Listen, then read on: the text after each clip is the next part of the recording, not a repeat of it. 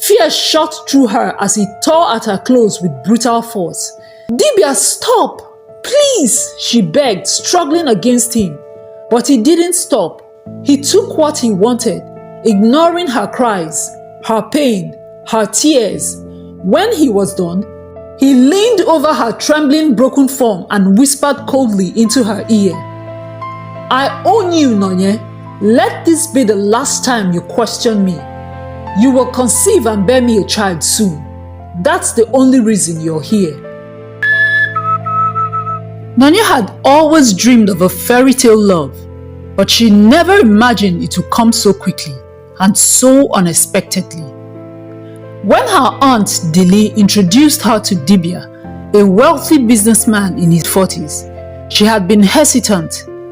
He was nearly twice her age, and they had only courted for 4 weeks before he proposed. It all happened so fast, but her aunt had assured her it was the best decision she could make. "Nonye, my dear, do you think men like Dibia are easy to come by?" Aunt Dili had asked, her eyes gleaming with conviction. "He will take care of you, love you, and provide for your family. You will never have to struggle again." Her parents, poor farmers in their village, had been overjoyed at the news. They saw the marriage as a blessing, a way out of poverty. And true to Aunt Dili's words, Dibia wasted no time in transforming their lives. He built them a grand mansion in the village, one that made them the envy of their neighbors. They sang his praise, calling him the best son-in-law any family could ask for. At first, Nonye was hopeful. Dibia was charming, attentive and generous. He showered her with expensive gifts and spoke to her in the sweetest words. But everything changed after the wedding. Dibia was no longer the doting fiancé she had known.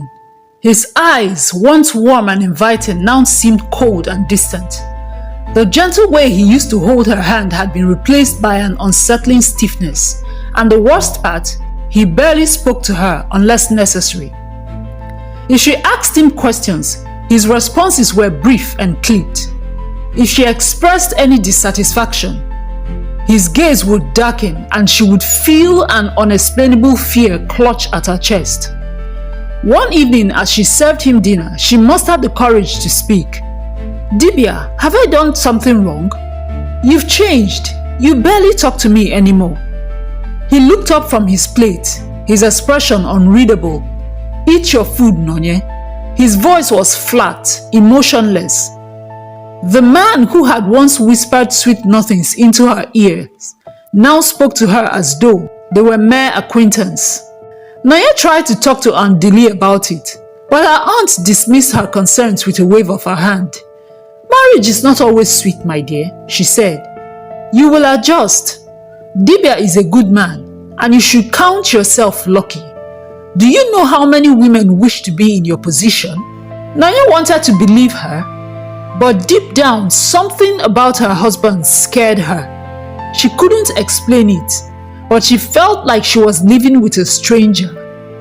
And as the days passed, that fear only grew stronger.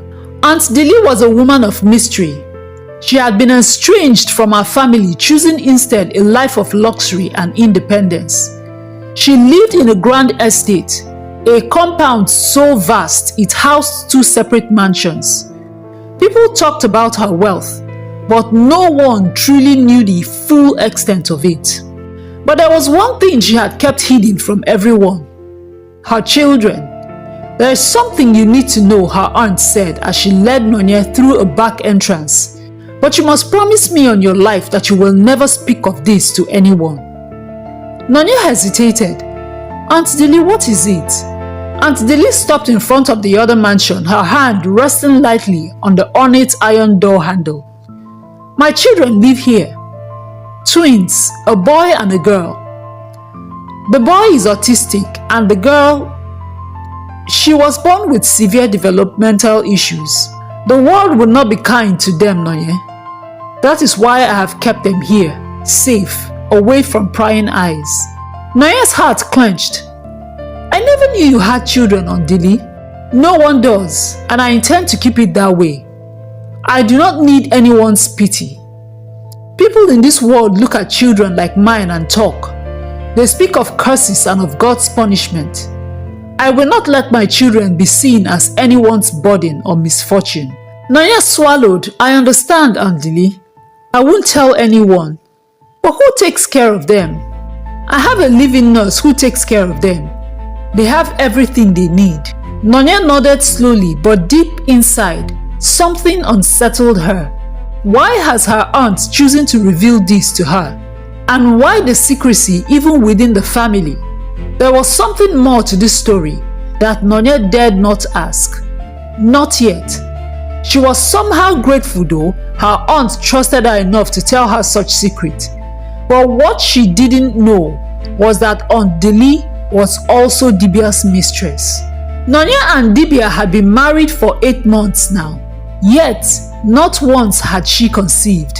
It bothered her, an unspoken worry that grew heavy with each passing day. But what troubled her more was Dibia's indifference to the matter.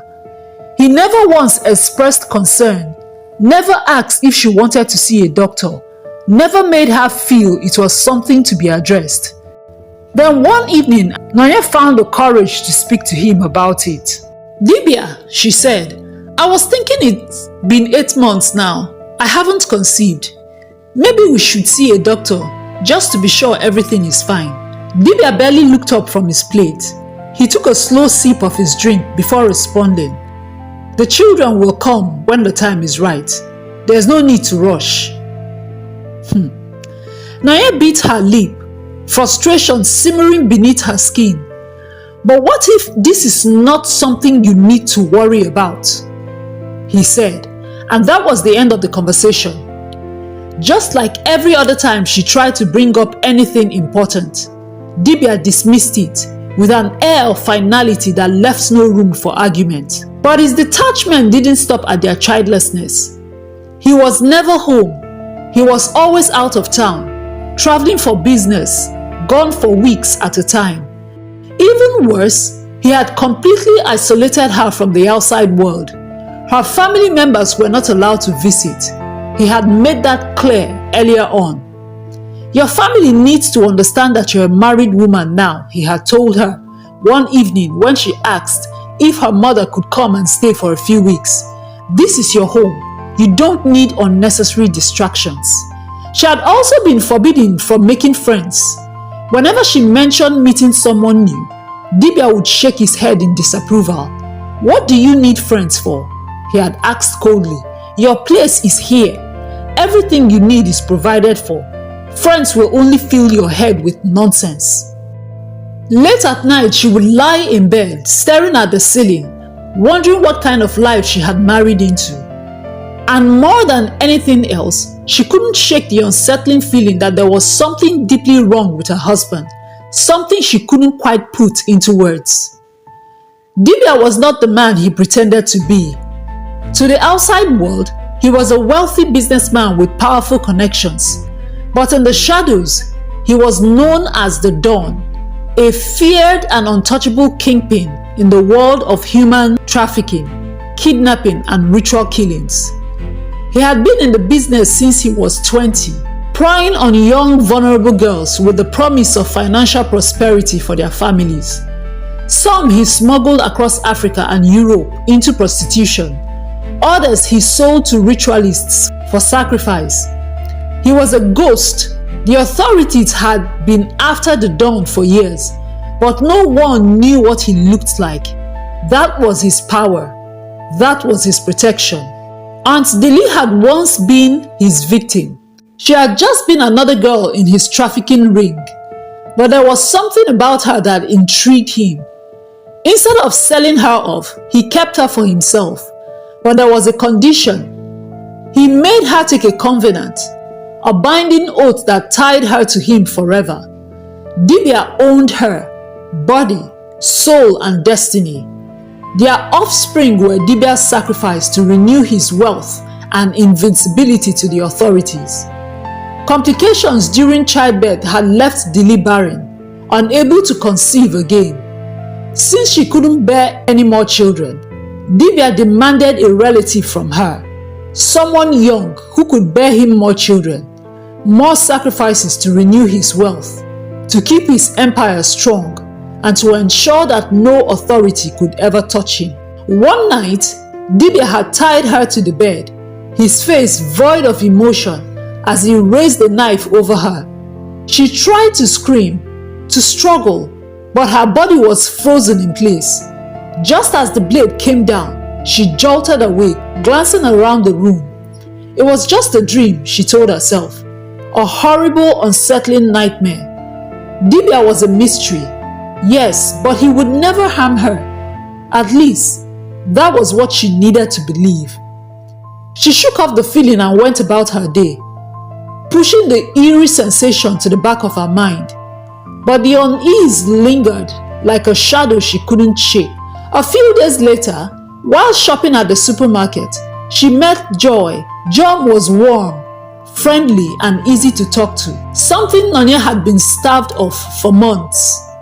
"Excuse me," Joy said, laughing as she reached for the same can of evaporated milk. "Seems like we have the same taste." Nonye smiled shyly. "It looks that way." One conversation led to another, and by the time they were done shopping, they had exchanged numbers. Nonye had never felt so comfortable with someone in such a short time. It felt natural. She knew Dibia would never approve, so she kept the friendship a secret.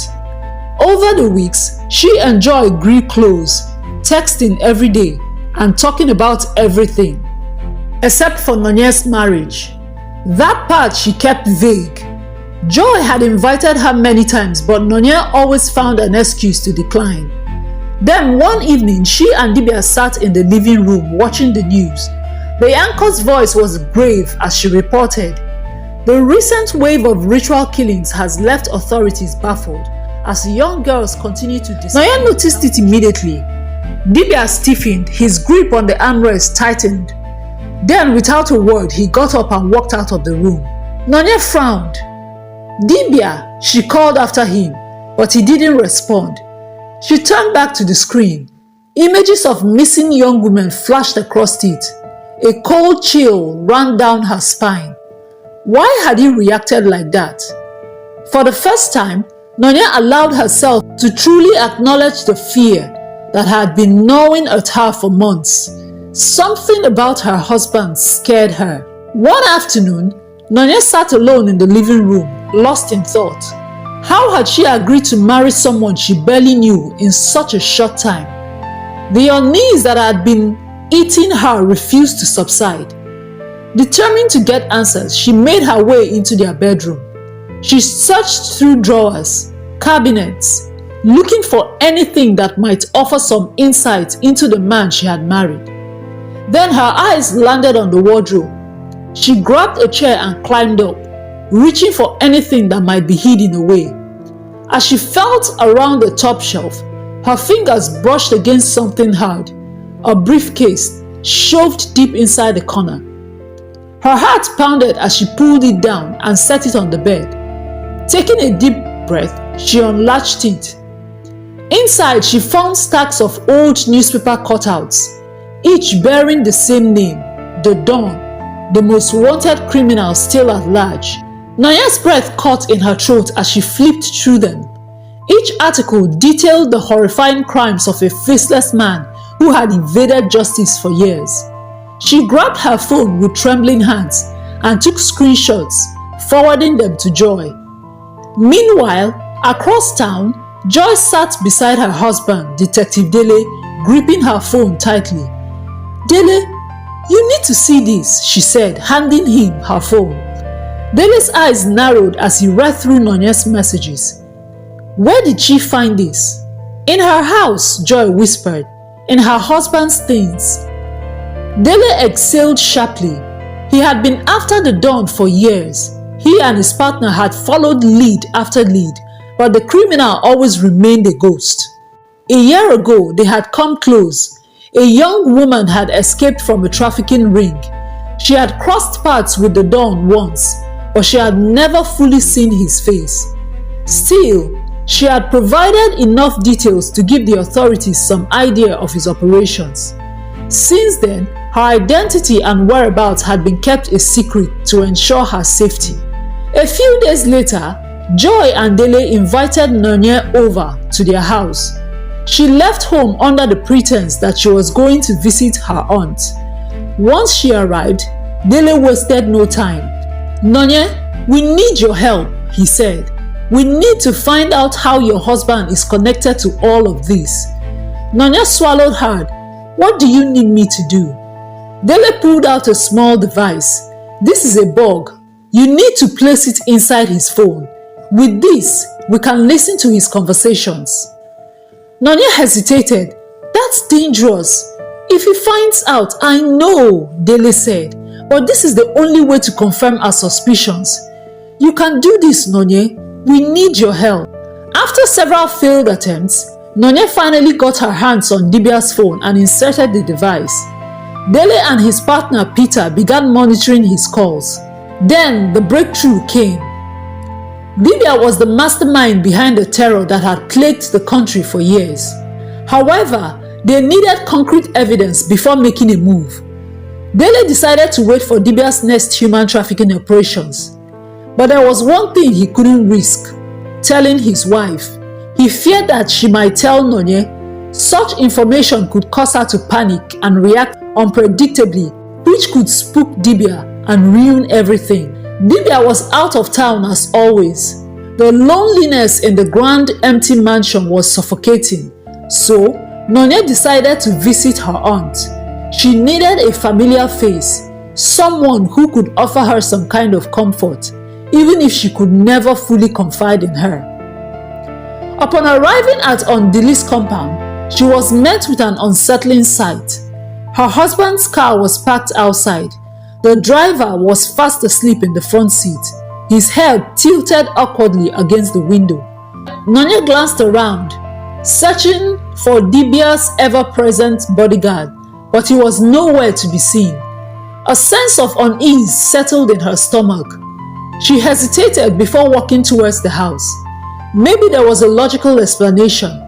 Maybe he was here for business. Maybe. She pushed open the front door and stepped inside. The moment she did, her entire world shattered. There, tangled in each other's arms, were Dibia and Aunt Dele.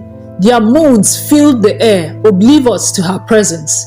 Her breath hitched, her vision blurred, and hot tears streamed down her face. Aunt Dele was the first to notice her. She gasped and pushed Dibia away. Dibia turned lazily, unbothered, his expression unreadable.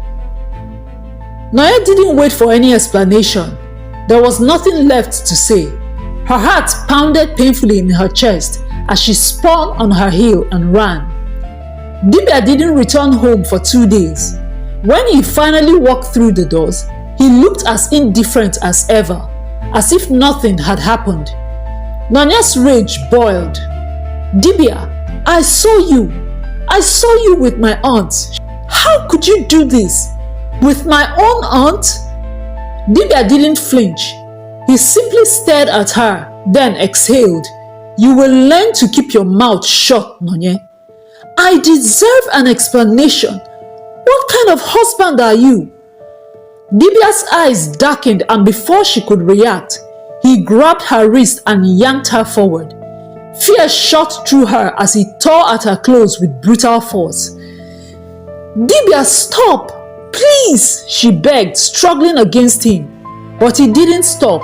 He took what he wanted, ignoring her cries, her pain, her tears.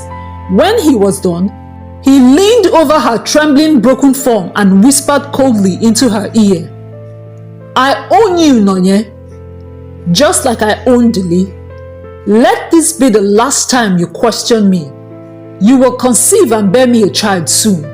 That's the only reason you're here." Then, without another word, he stood, adjusted his clothes and walked out of the room, leaving her shattered. Dele had gotten enough info on Dibia's next operation. He put his team together and spread them out along the routes the truck would take. The driver and 4 armed escorts and 2 police officers who were supposed to uphold the law were subdued. Inside the truck, Dele found 45 terrified young girls. Dibia was also arrested. He didn't even put up a fight. "You think this ends with me?" Dibia muttered as he was cuffed. "You have no idea how deep this runs." "We'll see about that," Dele replied, shoving him towards the waiting van. After relentless interrogations, the network unraveled. 4 politicians, 3 high-ranking police officers, and most chillingly, a powerful witch doctor were implicated. The politicians were arrested. The corrupt officers were exposed and arrested, but the witch doctor, he vanished without a trace. After Dibia's arrest, Nonye was surprised to receive a call from an unknown number. It was Aunt Dili. "Nonye, please, I need to see you. I need to explain. After everything, how could this woman have the audacity to reach out?"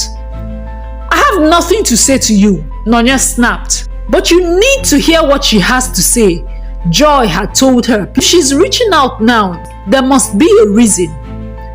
Reluctantly, Nonye agreed. When they met, Andili looked like a ghost of her former self. "You were never supposed to be part of this," she whispered. "Part of what? Selling children? Rituals?" Nonye shot back, anger in her voice. "I was taken too, Nonye. 18 years ago." Nonye's breath hitched. Aunt Dili continued. "I was a freshman at the university. My friends and I went to a party, and the men we met there, they weren't who they seemed. They offered us a ride back to the hostel, but we never made it back. They took us." Nonye's mind reeled. "Took you where?" "Some of my friends were sent to Niger for prostitution. One was killed for rituals. And me? Dibia kept me for himself. He forced me into a blood covenant. If I tried to escape, if I ever speak of what happened, I would die instantly." Nonye's eyes stunk from the tears she was holding back. "And the twins? They are Dibia's children. They were his sacrifice. Their condition is Dibia's doing," Aunt Dili admitted. "And you were meant to bear him more children." Nonye swallowed the lump in her throat, staring at the broken woman before her. "I don't even know what to say," she finally whispered. "Just say you forgive me," Aunt Dili pleaded. Nonye exhaled shakingly. "I forgive you, Aunt Dili, but I want nothing more to do with you." Aunt Dili nodded slowly, wiping her tears. "That's fair." Hours later, Aunt Dili was found dead in her home. The government seized all of Dibia's assets. The trial was swift and merciless. The evidence was overwhelming. Trafficking, ritual killings, corruption at the highest levels. Dibia and his accomplices were sentenced to death by firing squad. A few weeks later, Nonye found out she was pregnant. It was a mental and emotional battle for her. She had no idea what to do. She made her decision to terminate the pregnancy, but her parents begged her not to. They promised to take care of the child, said they didn't want more blood on their hands. Months later, Nonye put to bed a beautiful baby girl. She was perfectly healthy. Nonye fell in love with her daughter the moment she laid eyes on her. "She's not a curse," Nonye thought. "She's my gift, my redemption." She promised to love, care and protect her daughter from the wicked world, from evils like Dibia that walk the face of the earth. Thank you so much for listening today. If you enjoyed the story, then I'm sure you would enjoy this too.